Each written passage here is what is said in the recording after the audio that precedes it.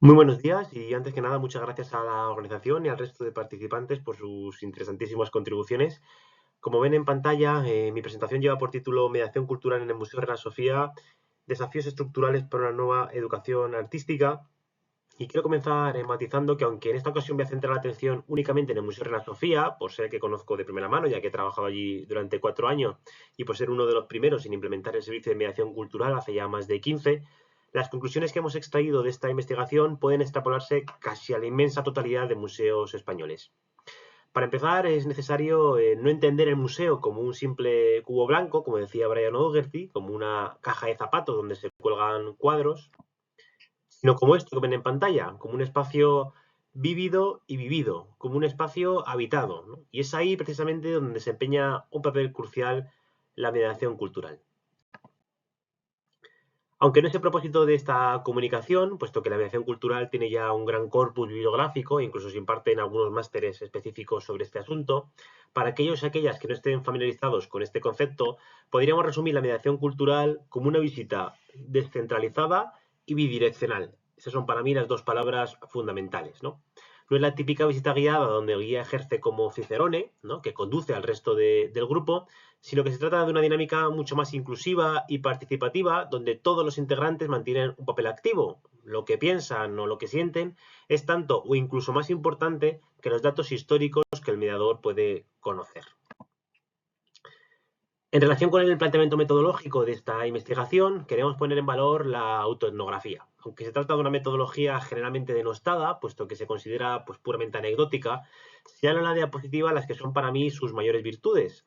En primer lugar, tiene en cuenta la experiencia, los conocimientos y los sentimientos de todo el mundo, no solo de los grandes historiadores e historiadoras, sino también de los silenciados y los marginados, ¿no? Y por otro lado, al combinar la narrativa personal con la investigación académica, hace que los resultados se presenten de una manera mucho más cercana e incomprensible. Por eso he querido poner en valor la autoetnografía en esta investigación.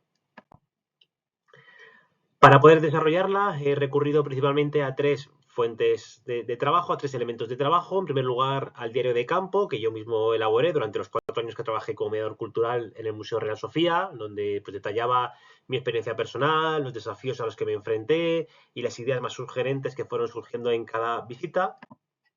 En segundo lugar, he utilizado los documentos institucionales, tales como pliegos de licitación, memorias anuales del museo o informes específicos sobre las actividades educativas, como este que ven en pantalla, los cuadernos Gira, que publicaban anualmente, en el que se detallaba todo lo que hacía el Departamento de Educación. Y por último, entrevistas informales con otras trabajadoras de la institución, tales como conservadoras, informadoras y otras mediadoras.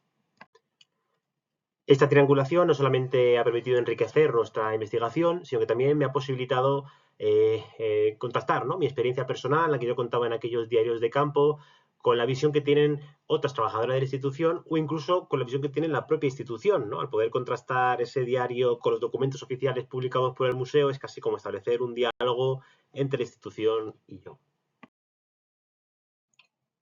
Bueno, entre los principales resultados que hemos obtenido de esta manera, podríamos indicar en primer lugar que la mediación cultural genera una diversificación de público. Ya no podemos hablar de público en singular, sino que debemos hablar de públicos en plural, puesto que son múltiples y muy diversos y cada uno tiene sus particularidades y necesidades específicas. La mediación cultural ha permitido que estos colectivos que anteriormente se sentían excluidos de la institución hayan entrado dentro del museo e incluso se hayan apropiado de algunos espacios, como pueden ver aquí en pantalla, con estas actividades que organizan en el jardín del museo.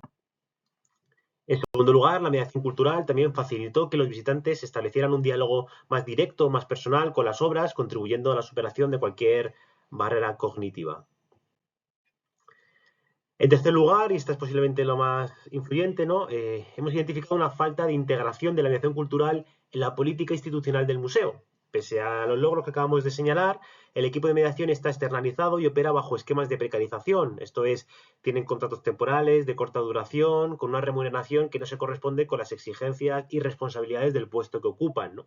Esta falta de integración de la mediación cultural en la política institucional del museo hace que estas actividades se perciban como actividades complementarias y periféricas y por ello se limiten considerablemente sus recursos económicos y su visibilidad. Aquí tienen en pantalla, ¿no?, una imagen del uniforme que llevábamos en el Museo Reina Sofía, donde precisamente se explicita esto, ¿no?, que el servicio está externalizado y que si la mediación cultural existe no es tanto por la subvención, ¿no?, por la financiación del propio museo, sino por la existencia de un patrocinador externo que es el que pagaba y el que financiaba estas actividades, ¿no?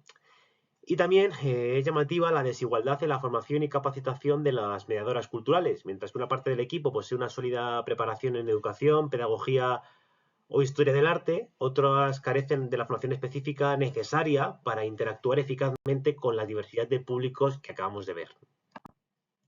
Y por último, a pesar de los esfuerzos realizados por el museo para ampliar sus públicos, como señalábamos antes, resultan llamativos y sorprendentes sus problemas de accesibilidad. Aunque se han implementado algunas medidas puntuales, como estas visitas táctiles que tienen en pantalla, el equipo carece de material educativo adaptado y de la formación específica para poder dirigirse a estos públicos con diversidad funcional.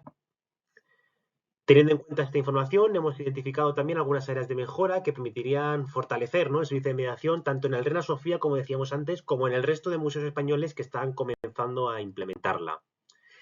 En primer lugar, es necesario la plena integración de la mediación cultural en la estructura del museo. Esto no solo implica evitar la externalización y precarización de las mediadoras, sino también dotarlas de los recursos humanos y económicos necesarios para llevar a cabo estas actividades.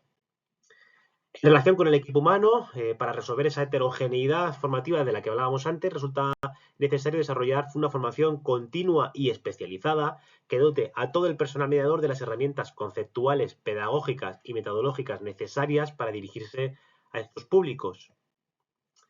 Y por último, la accesibilidad de las actividades de mediación en su dimensión física, sensorial o cognitiva persiste como un área que demanda esfuerzos continuos y significativos.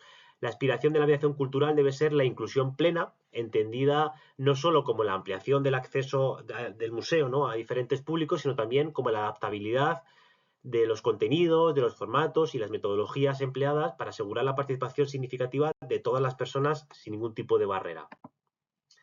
Espero que con esta corta presentación hayan podido conocer mejor el servicio de mediación cultural en el Museo Reina Sofía, cuáles son sus virtudes y cuáles son sus retos diarios y, como decía al inicio, que hayan comprendido que estos retos no son únicamente exclusivos, ¿no?, del Museo Reina Sofía, sino que se pueden extrapolar también al resto de instituciones museísticas españolas. Muchas gracias y pueden continuar informándose a este respecto en el artículo que publicaremos en las actas del Congreso. Muchas gracias.